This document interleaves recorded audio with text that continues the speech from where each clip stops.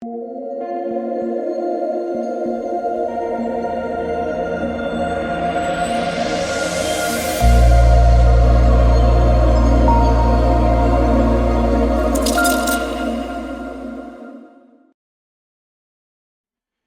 what is going on, guys? It's DK. Back at you with another video here to break down the Friday night showdown slate. We only have one game, Memphis and Minnesota. If you guys are new to the channel, welcome. I do make content for Draftkings, NBA Top Shot, and for PrizePicks. PrizePicks is the sponsor of today's video.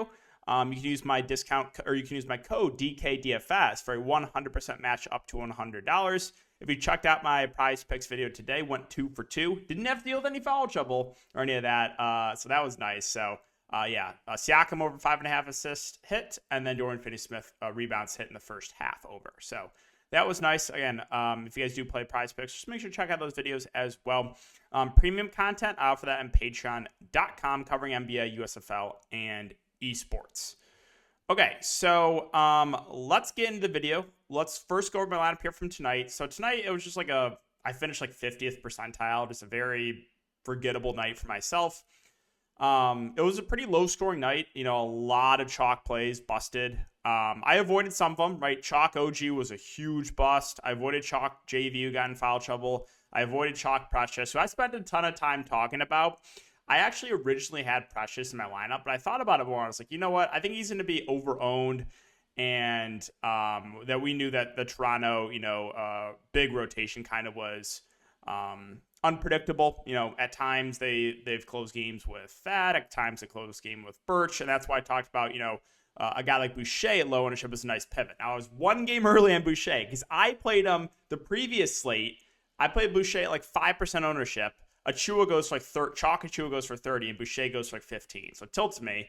And then of course when I fade Boucher, you saw what happened tonight. Went for almost 50 for Chris Boucher. So I was one game early there, but I did say would rather go to the lower owned option there. So, and I spent a ton of time talking about that on Patreon. Tweeted a little snippet of the video if you guys want to check that out. But there's just a lot of overreactions going on in the playoffs. Like, for example, another one, again, I didn't play either, but 40% Jordan Clarkson, 5% Mike Conley. 40% Clarkson, 5% Conley. That's wild. Wild ownership difference between those two. When I thought they were pretty similar plays, like stuff like that, you can take advantage of in the playoffs. Now, like, it's not going to work every time, right? Like, for example, I liked Campaign over Alvarado. Well, tilt to me because CJ McCollum so Alvarado was definitely over-owned tonight. And then you had CJ McCollum getting foul trouble, so he played way more than usually. They put like 30-plus minutes. Alvarado usually plays 15 to 20, which was what I was expecting for Payne. I liked Payne at lower ownership.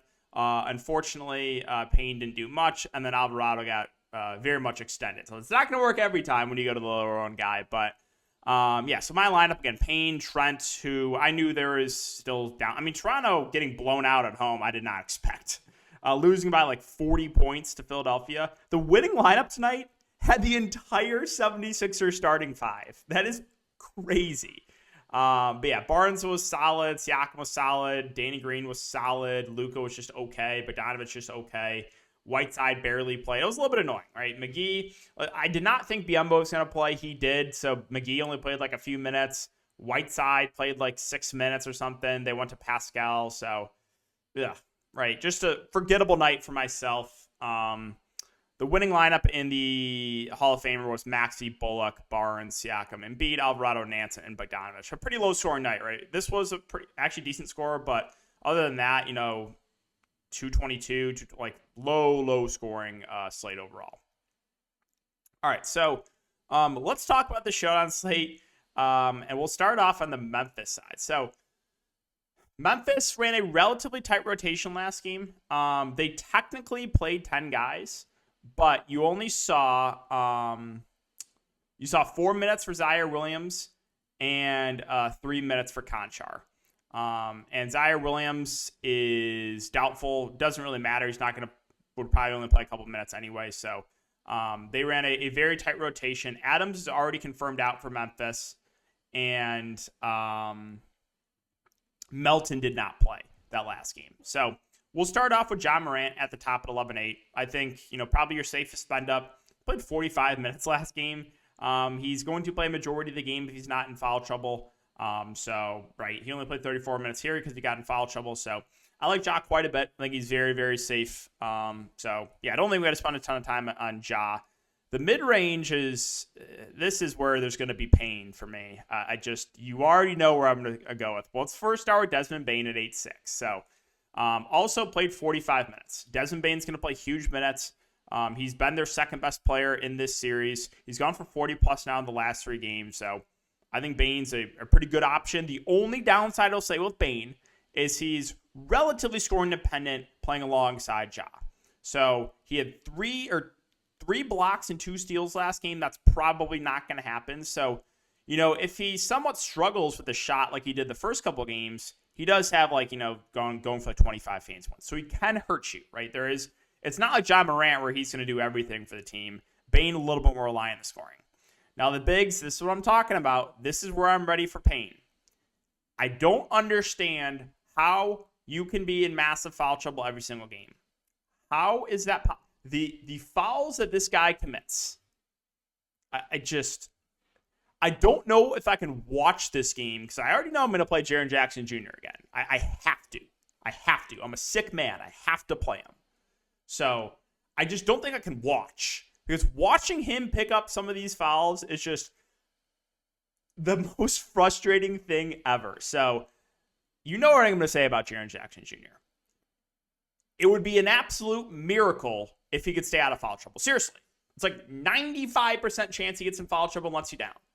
But the 5% of the time where he can stay out of foul trouble, he's playing low to mid 30s minutes and breaking the slate probably because of how productive he is when he's on the court. Good shot blocker, good rebounder. They're not playing Adams. It's just, if you play him, get ready for pain tomorrow. That's all I'm going to say. And I am going to play him.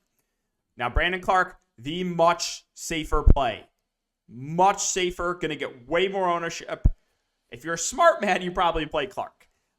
He's played extremely well at the bench, played 37 minutes last game, too. He's got extended every single game because of Jaren Jackson foul trouble. I think on average, he's probably playing around 30 minutes in this game, but he is by far the much safer play. If you want pain tomorrow night, you can play Jaren Jackson Jr. with me, but it's not going to be fun. It's not going to be fun. And most likely, you're going to be shoveling your money in the fire with me. All right, Dylan Brooks at 7K. Shot 3 of 18. I mean, that's what Dylan Brooks does. He's a black hole. 14, 20, 18 shot attempts. Now, minutes-wise, should play mid-30s minutes. I mean, he does have a ceiling. We haven't really seen it yet this series. He's been struggling a good amount, but he does have this type of upside, right? He can go for 40+ when he's making a shot. So, still has some interest in Brooks, more of a contrarian play. Slow-mo, Kyle Anderson at 5K. It feels a little bit pricey. I expect, around 20 minutes, but 5K, it's like, Now, Tyus Jones is at 4.8. He's actually gotten extended. He's closed the game because Jaren Jackson Jr. can't keep his hands to himself. When Jaren Jackson fouls out, it's Tyus Jones that comes in and closes. I actually think he's in play here because he's going to be productive when he's on the court. Sure, you're going to see massive minutes for Ja, but Tyus will do a good chunk of the ball handling. So I actually think he's a decent value play.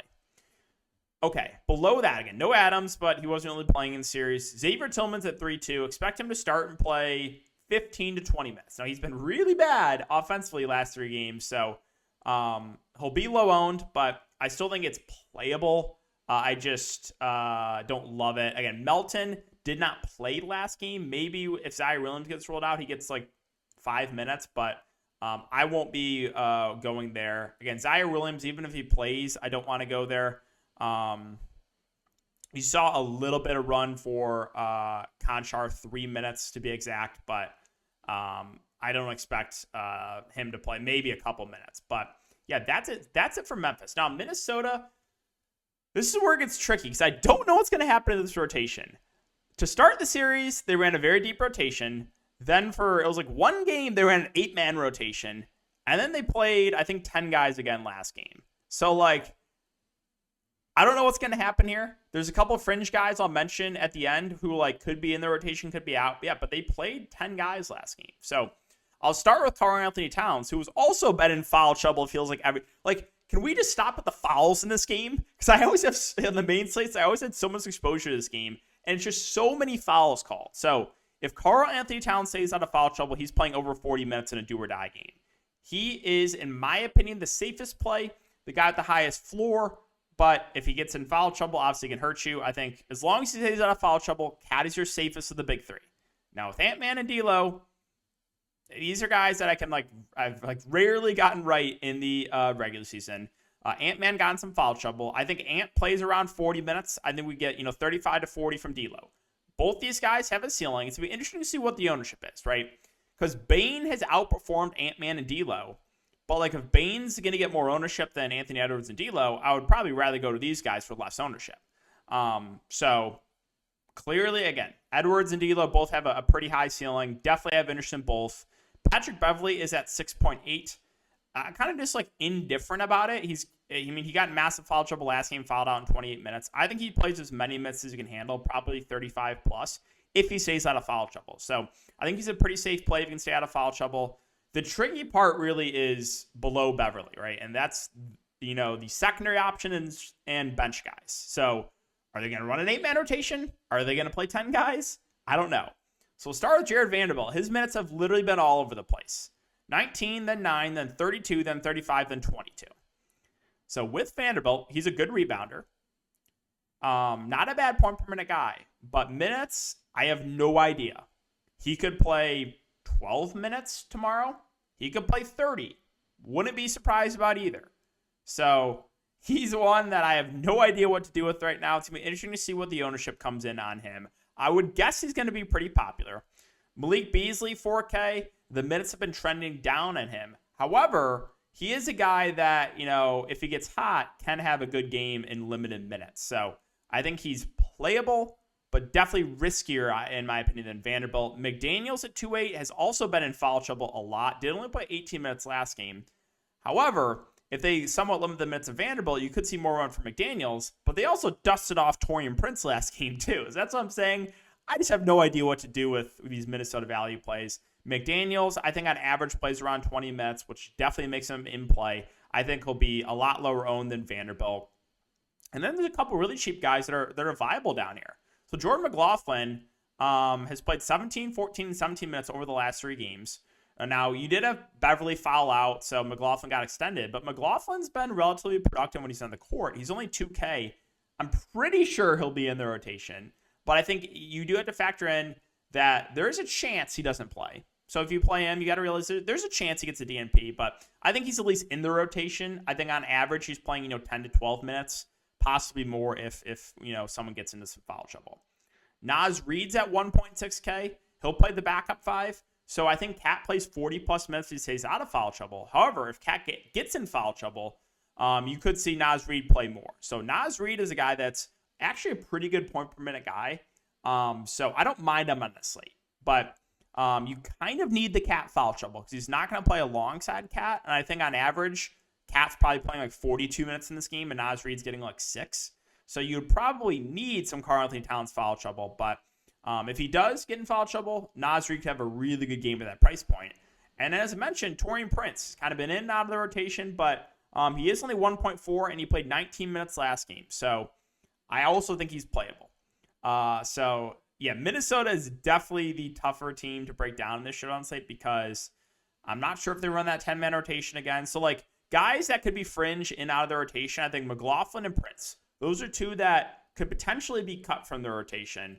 But if they run 10 guys again, then obviously they will get run. So, guys, that's going to wrap it up for the video today. If you do enjoy the videos, just make sure to like, subscribe, hit the notification bell. Appreciate it as always. Check out my USFL content for this weekend.